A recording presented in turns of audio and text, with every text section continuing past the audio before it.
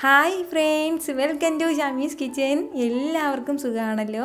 ഇന്ന് നമ്മൾ തയ്യാറാക്കുന്നത് രാവിലെ ബ്രേക്ക്ഫാസ്റ്റിൻ്റെ കൂടെയാണെന്നുണ്ടെങ്കിലും ഉച്ചയ്ക്ക് ചോറിൻ്റെ കൂടെയാണെന്നുണ്ടെങ്കിലും എന്തിൻ്റെ കൂടെയും വളരെ ടേസ്റ്റി ആയിട്ട് സൈഡായിട്ട് വെച്ച് കഴിക്കാൻ പറ്റുന്ന നല്ലൊരു കറിയാണ്. അപ്പോൾ എല്ലാവരും ഒന്ന് സ്കിപ്പ് ചെയ്യാതെ ഒന്ന് കണ്ടേക്കണം. കൂടെ തന്നെ നമ്മുടെ ഈ ഷമീസ് കിച്ചൻ ചാനൽ ഇതുവരെയും സബ്സ്ക്രൈബ് ചെയ്യാത്തവരുണ്ടെങ്കിൽ അല്ലെങ്കിൽ ഇത് ആദ്യമായിട്ടാണ് കാണുന്നതെങ്കിൽ പ്ലീസ് ഒന്ന് സബ്സ്ക്രൈബ് ചെയ്തേക്കണേ. ആ തൊട്ടടുത്ത് കാണുന്ന ബെല്ലൈക്കനിൽ ഓൾ കൂടി ഒന്ന് മറക്കാതെ പ്രസ് ചെയ്തേക്കണം. എന്നാൽ ശരി, നമുക്ക് വേഗം വീഡിയോയിലേക്ക് പോകാം. അപ്പോൾ നമ്മുടെ ഈ കറി തയ്യാറാക്കി എടുക്കാൻ വേണ്ടിയിട്ട് ഞാനിപ്പോൾ ഇതുപോലൊരു കുക്കർ എടുത്ത് അടുപ്പത്തേക്ക് വെച്ചിട്ടുണ്ട്. ചെറിയ കുക്കർ തന്നെ മതിയാവും. അപ്പോൾ ഇതിലേക്ക് ഇട്ടിട്ട് കുറച്ച് കാര്യങ്ങൾ നമുക്കൊന്ന് വേവിച്ചെടുക്കാനായിട്ടുണ്ട്. അതിന് വേണ്ടിയിട്ട് ഞാനിപ്പോൾ ഒരു വലിയ അത്യാവശ്യം കുഴപ്പമില്ലാത്ത ഒരു ഉരുളക്കിഴങ്ങ് എടുത്തിട്ടുണ്ട്. എന്നിട്ട് ഇതുപോലെ ഒന്ന് കുറച്ച് ചെറുതായിട്ടൊന്ന് കട്ട് ചെയ്തെടുത്തിട്ടുണ്ട്. അത് നമുക്ക് ഇതിൻ്റെ കൂടെ ചേർത്ത് കൊടുക്കാം. ഒരേ ഒരു ഉരുളക്കിഴങ്ങ് മാത്രം മതിയാവും. വലിയതായിട്ട്, അതായത് നല്ല വലിയ ഉരുളക്കിഴങ്ങ് വേണ്ട. ഉരുളക്കിഴങ്ങ് ചേർത്ത് കൊടുത്തു കഴിഞ്ഞാൽ പിന്നെ നമുക്കിതിലേക്ക് വേണ്ട അടുത്ത കാര്യമാണ് ഇതുപോലെ കുറച്ച് കത്തിരിക്കായും കൂടി. കുറച്ചെന്ന് വെച്ചാൽ മീഡിയം സൈസിൽ നിന്ന് കുറച്ചും കൂടി ചെറുതായിട്ടുള്ള ഒരു 3 കത്തിരിക്ക ഞാനിപ്പോൾ എടുത്തിട്ടുള്ളൂ. എന്ന് വെച്ചാൽ കുറച്ച് ചെറിയ കത്തിരിക്കയാണ്, അതിൻ്റെ പേരിലാണ്. അത്യാവശ്യം വലിയ കത്തിരിക്കയാണെങ്കിൽ ഒന്ന് തന്നെ മതിയാവും. അതെല്ലാം എടുത്തരാണെന്നുണ്ടെങ്കിൽ ഒരു 2 കത്തിരിക്ക. അപ്പോൾ ഈ കത്തിരിക്കയും കൂടി നമുക്കിതിൻ്റെ കൂടെ ചേർത്ത് കൊടുക്കാം. നമ്മൾ ഇതുപോലെ കത്തിരിക്ക ചേർത്തിട്ടാണ് ഇങ്ങനത്തെ ഒരു കറി തയ്യാറാക്കി എടുത്തതെന്ന് സത്യം പറഞ്ഞാൽ തയ്യാറാക്കി കഴിയുമ്പോഴത്തേക്കും ആർക്കും ഇത് മനസ്സിലാവേയില്ല കേട്ടോ. പിന്നെ ഇനി ഇതിൻ്റെ കൂടെ നമുക്ക് വേണ്ട എന്തെന്ന് വെച്ചാൽ ഇതുപോലെ ഒരു 1/4 ടീസ്പൂൺ അളവിൽ മഞ്ഞൾപ്പൊടി എടുത്തിട്ടുണ്ട്. അതും കൂടി ചേർത്ത് കൊടുക്കാം. അതുപോലെ തന്നെ ഒരല്പം ഉപ്പും കൂടി. ഇത് ഇത്രയും ആയിക്കഴിഞ്ഞാൽ ഇതിലേക്ക് ഇനി ആവശ്യത്തിന് കുറച്ച് മാത്രം വെള്ളം ചേർത്ത് കൊടുത്തിട്ട് ഇത് നന്നായിട്ടൊന്ന് വേവിച്ചെടുക്കണം. നമ്മുടെ ഈ വീഡിയോ എത്ര സമയം എടുക്കുന്നോ അതുപോലെ തന്നെയാണ് കേട്ടോ തയ്യാറാക്കി എടുക്കാനും ആവുന്ന ആ ഒരു സമയം എന്ന് വെച്ചാൽ വളരെ പെട്ടെന്ന് സിമ്പിളായിട്ട് തയ്യാറാക്കി എടുക്കാൻ പറ്റുന്നതാണ്. ഇനി നമുക്ക് നന്നായിട്ട് തന്നെ വേവിച്ചെടുക്കാം. നന്നായിട്ട് വെന്ത് കുഴഞ്ഞ് നമുക്ക് കിട്ടേണ്ടതാണ്. അതിൻ്റെ പേരിൽ ഒരു 2-3 വിസിൽ നല്ലതുപോലെ ധാരാളം പോലെ ഒന്ന് ഹൈ ഫ്ലെയിമിൽ വെച്ചിട്ട് തന്നെ നമുക്കൊന്ന് വേവിച്ചെടുക്കാം. എന്നാൽ ശരി, ഇതിങ്ങനെ ഇരുന്നൊരു 3 വിസിൽ വരട്ടെ. അത്രയും സമയം കൊണ്ട് നമുക്കിതിന് വേണ്ടിയിട്ടുള്ള മസാല കൂട്ടിയും കൂടി പെട്ടെന്ന് തയ്യാറാക്കിയെടുക്കാം. നമ്മുടെ കത്തിരിക്കയും ഉരുളക്കിഴങ്ങൊക്കെ വേകുന്ന സമയം കൊണ്ട് ഞാനിപ്പോൾ ഇതുപോലെ ചെറിയൊരു കടായി അടുപ്പത്തേക്ക് വെച്ചിട്ടുണ്ട്. അതൊന്ന് ചൂടായിട്ട് വരുമ്പോഴത്തേക്കും അതിലേക്ക് നമുക്ക് ഒരല്പം സൺഫ്ലവർ ഓയിൽ ചേർത്ത് കൊടുക്കാം. വളരെ കുറച്ച് മാത്രം എണ്ണ മതിയാവും. ഈ ഒരു അളവിൽ മാത്രം. എണ്ണ ഒന്ന് ചൂടായി വരുമ്പോഴത്തേക്കും പിന്നെ നമുക്കിതിലേക്ക് വേണ്ടതാണ്, ഞാനിപ്പോൾ ഇതുപോലെ ഒരു 1/2 ടീസ്പൂൺ അളവിൽ കടുക് എടുത്തിട്ടുണ്ട്. അത് ചേർത്ത് കൊടുക്കാം. അതുപോലെ തന്നെ ഒരു 2 വറ്റൽമുളകും കൂടി. നമ്മുടെ കടുകെല്ലാം ഒന്ന് പൊട്ടി തുടങ്ങുമ്പോഴത്തേക്കും കുറച്ച് കറിവേപ്പിലയും കൂടി. ഇതുപോലെ കടുകും കറിവേപ്പിലയും എല്ലാം ഒന്ന് പൊട്ടി കഴിഞ്ഞാൽ പിന്നെ നമുക്കിതിലേക്ക് വേണ്ടതാണ്, ഞാനിപ്പോൾ ഒരു വലിയ സവാളയിൽ ഒരേ ഒരു സവാള മാത്രം ഇതുപോലെ ചെറുതായിട്ടൊന്ന് അരിഞ്ഞെടുത്തിട്ടുണ്ട്. ഈ ഒരു രീതിയിൽ നല്ലതുപോലെ തിന്നായിട്ട് നൈസായിട്ട് അരിയണം എന്നുള്ള ആവശ്യമില്ല. അപ്പോൾ സവാള കൂടേണ്ട ആവശ്യമില്ല. മീഡിയം സൈസുള്ള സവാളയാണെന്നുണ്ടെങ്കിൽ 1.5 സവാള മതിയാവും. അത് നമുക്കിതിലേക്ക് ചേർക്കാം. സവാള ചേർത്തിട്ട് നന്നായിട്ടൊന്ന് വഴറ്റി കൊടുക്കാം. ഒരുപാട് സമയത്ത് വഴറ്റേണ്ട ആവശ്യമൊന്നുമില്ല കേട്ടോ. ഫ്ലെയിമെല്ലാം ഹൈയിൽ തന്നെ വെച്ചിട്ട് നമുക്ക് വഴറ്റിയെടുക്കാവുന്നേ ഉള്ളൂ. അപ്പോൾ ഞാനിപ്പോൾ ഫ്ലെയിം മീഡിയത്തിലാണ് വെച്ചിട്ടുള്ളത്. ഇപ്പോൾ നിങ്ങൾക്ക് കാണുമ്പോൾ തന്നെ അറിയാമല്ലോ, നമ്മുടെ സവാള ചെറുതായിട്ടൊന്ന് വാടി കിട്ടിയിട്ടുണ്ട്. ഇത്രയും മാത്രം തന്നെ മതിയാവും. അപ്പോൾ ഇത്രയും ആയിക്കഴിഞ്ഞാൽ പിന്നെ നമുക്കിതിലേക്ക് വേണ്ടതാണ് ഒരു 4 പച്ചമുളക് ഞാനിപ്പോൾ എടുത്തിട്ടുണ്ട്. അപ്പോൾ ഇതിലേക്ക് എരിവിനായിട്ട് വേറെ ഒന്നും നമ്മൾ ചേർക്കുന്നില്ല, പച്ചമുളക് മാത്രം തന്നെയാണ്. അപ്പോൾ നമ്മുടെ എരിവിനനുസരിച്ചിട്ടുള്ള പച്ചമുളക് ചേർത്ത് കൊടുക്കാം.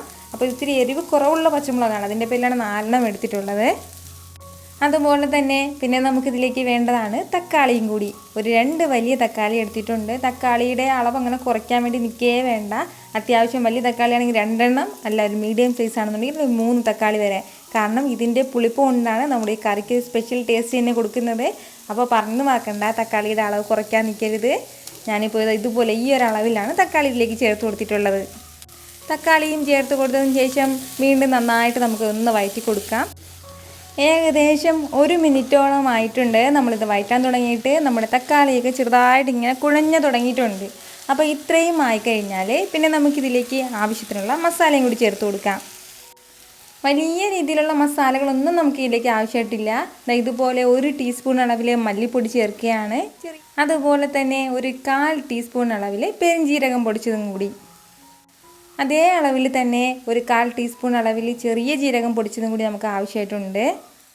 അപ്പോൾ ഇത്രയും ചേർത്ത് കൊടുത്തതിന് ശേഷം നന്നായിട്ട് നമുക്കിതെല്ലാം കൂടി ഒന്ന് വഴറ്റി കൊടുക്കാം. നമ്മുടെ മസാലയുടെയൊക്കെ ഒരു പച്ചമണം മാറുന്നവരെ മാത്രം ലൈറ്റായിട്ടൊന്ന് വഴറ്റി കൊടുത്താൽ മതിയാവും. ഇത്രയും ആയി കഴിഞ്ഞാൽ പിന്നെ നമുക്കിതിലേക്ക് വേണ്ട എന്തെന്ന് വെച്ചാൽ നമ്മൾ നേരത്തെ വേവിക്കാൻ വേണ്ടി മാറ്റി വെച്ചിരുന്ന നമ്മുടെ കത്തിരിക്കയും ഉരുളക്കിഴങ്ങും എന്തായെന്ന് നോക്കാം. ഇതിപ്പോൾ ഏകദേശം ഒരു 3 വിസിലോളം വന്നിട്ടുണ്ട്. അതിൽ കംപ്ലീറ്റ് പ്രഷറും പോയിട്ടുണ്ട്. ഇനി നമുക്ക് തുറക്കാം. നിങ്ങൾക്കിത് കാണുമ്പോൾ തന്നെ അറിയാമല്ലോ, നമ്മുടെ കത്തിരിക്കയും അതുപോലെ തന്നെ നമ്മുടെ ഉരുളക്കിഴങ്ങും എല്ലാം നല്ല രീതിയിൽ വെന്തിട്ടുണ്ട്. അപ്പോൾ വേണമെന്നുണ്ടെങ്കിൽ മാത്രം നമ്മുടെ ഈ കത്തിരിക്കയുടെ പുറത്തുള്ള ആ ചെറിയ സ്കിന്നുണ്ടല്ലോ, അത് നമുക്ക് എടുത്ത് മാറ്റാം. വേണമെന്നുണ്ടെങ്കിൽ മാത്രം, നിർബന്ധമൊന്നുമില്ല. ഈ കത്തിരിക്കയുടെ പുറത്തുള്ള ചെറിയ സ്കിന്നെല്ലാം ഞാനിപ്പോൾ മാറ്റിയിട്ടുണ്ട്. എല്ലാം ഇങ്ങനെ കറക്റ്റായിട്ട് എല്ലാം കംപ്ലീറ്റ് ആയിട്ട് മാറ്റിയിട്ടില്ല, ചെറിയ രീതിയിൽ മാത്രമേ മാറ്റിയിട്ടുള്ളൂ. അപ്പോൾ ഇത് മാത്രമേ കണ്ടുപിടിക്കാൻ പറ്റുള്ളൂ നമുക്കിത് കത്തിരിക്ക വെച്ചിട്ട് തയ്യാറാക്കിയെടുത്ത ഒരു കറിയാണെന്ന്.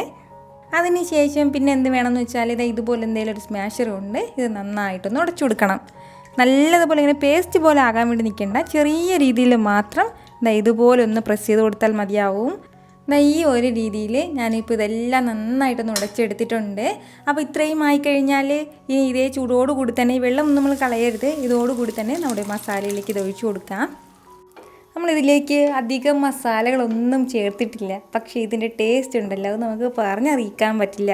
ഒരു സ്പെഷ്യൽ ടേസ്റ്റിലാണ് നമുക്കിത് കിട്ടുന്നത്. ഇതിപ്പോൾ നല്ല കട്ടിയായിട്ടല്ലേ ഉള്ളത്, അപ്പോൾ നമുക്ക് ആവശ്യത്തിനുള്ള വെള്ളം വേണമെന്നുണ്ടെങ്കിൽ ചേർത്ത് കൊടുക്കാം.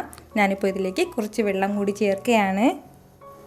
ആവശ്യത്തിനുള്ള വെള്ളവും ചേർത്ത് കൊടുത്തിട്ട് നല്ലതുപോലെ ഇതൊന്ന് മിക്സ് ചെയ്യണം. പിന്നീട് നമ്മൾ നേരത്തെ ചേർത്ത് കൊടുത്തില്ലേ കത്തിരിക്കയിൽ മാത്രം ഒരല്പം ഉപ്പ്, ആ ഉപ്പ് തികയില്ല, അതിൻ്റെ പേരിൽ കുറച്ചുകൂടി ഉപ്പ് ചേർക്കാം.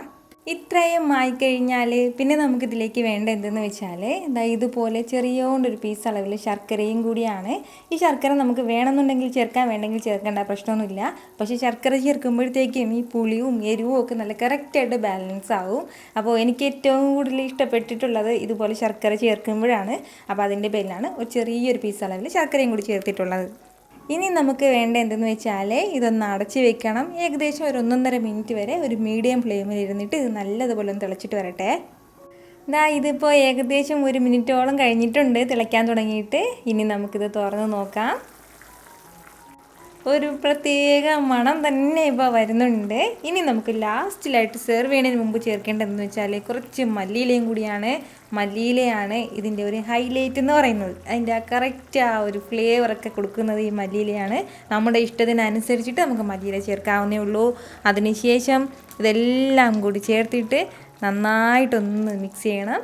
മിക്സ് ചെയ്ത് കൊടുത്തതിന് ശേഷം നല്ല ചൂടോടുകൂടി തന്നെ നമുക്കിത് സെർവ് ചെയ്യാം. അപ്പോൾ ഞാൻ തയ്യാറാക്കുന്നത് 2 രീതിയിലുണ്ട്. ഒന്ന് വന്നിട്ട് ഇതുപോലെ മസാലക്കൂട്ടൊക്കെ ചേർത്തിട്ട് തയ്യാറാക്കുന്നത്. അതല്ലാതെ ചെയ്യുന്നതെന്ന് വെച്ചാൽ ഈ മസാലപ്പൊടി ഒന്നും ചേർക്കില്ല, മഞ്ഞൾപ്പൊടി മാത്രം ചേർത്തിട്ട് പിന്നീട് അതിലേക്ക് ചേർക്കുന്നത് 1 ടേബിൾ സ്പൂൺ നിറയെ സാമ്പാർ പൗഡറും കൂടിയാണ്. അപ്പോൾ ഈ 1 ടേബിൾ സ്പൂൺ അളവിൽ സാമ്പാർ പൗഡറും കൂടി ചേർത്തിട്ട് തയ്യാറാക്കുമ്പോഴത്തേക്കും അതിന് വേറൊരു ടേസ്റ്റ് ആയിരിക്കും. ഈ 2 രീതിയിൽ നമുക്ക് തയ്യാറാക്കി നോക്കാം. അപ്പോൾ രണ്ടും 2 ടേസ്റ്റാണ് കേട്ടോ, ഒന്നും രണ്ടും സെയിം പോലെ അല്ല ഉണ്ടാവുക. അപ്പോൾ ഇതുപോലെ ഒന്ന് തയ്യാറാക്കി നോക്കിയതിന് ശേഷം നിങ്ങളുടെ ഫീഡ്ബാക്ക് എനിക്ക് മറക്കാതെ ഒന്ന് അറിയിക്കണം. ഇത് എന്തിൻ്റെ കൂടെയൊക്കെ കഴിക്കാമെന്ന് ചോദിച്ചാൽ നല്ല ചൂട് ദോശയുടെ കൂടെയോ ഇഡ്ഡലിയുടെ കൂടെയോ ചോറിൻ്റെ കൂടെയോ നമുക്ക് ഇഷ്ടമുള്ള എന്തിൻ്റെ കൂടെ വേണമെങ്കിലും നമുക്കിത് സൈഡായിട്ട് കഴിക്കാവുന്നതാണ്. പിന്നെ ഞാൻ എപ്പോഴും പറയുന്ന പോലെ തന്നെ നിങ്ങളുടെ ഫീഡ്ബാക്ക് എനിക്ക് മറക്കാതെ ഒന്ന് അറിയിച്ചേക്കണം. കാരണം നിങ്ങളുടെ ഫീഡ്ബാക്ക് കാണുമ്പോഴായിരിക്കും അത് മറ്റുള്ളവർക്കൊന്ന് തയ്യാറാക്കി നോക്കാനുള്ളൊരു പ്രചോദനം ഉണ്ടാവുന്നത്. അപ്പോൾ ഈ വീഡിയോ നിങ്ങൾക്ക് ഇഷ്ടമായിട്ടുണ്ടെന്നാണ് എൻ്റെ വിശ്വാസം. ഇഷ്ടമായാൽ ഇതൊന്ന് ലൈക്ക് ചെയ്തേക്കണം. ഇത് മറ്റുള്ളവരും കാണണമെന്ന് ആഗ്രഹിക്കുന്നുണ്ടെങ്കിൽ നിങ്ങളുടെ ഫ്രണ്ട്സിനും ഫാമിലിക്കും എല്ലാവർക്കും ഒന്ന് ഷെയർ ചെയ്ത് കൊടുക്കാനും മറക്കരുത്. വീണ്ടും നല്ലൊരു ഉഷാർ വീഡിയോ ആയിട്ട് വരുന്നവരേക്കും എല്ലാവരും ഹാപ്പി ആയിട്ടിരിക്കുക, സന്തോഷമായിട്ടിരിക്കുക, എല്ലാവരും സേഫ് ആയിട്ടിരിക്കണം. Take care friends.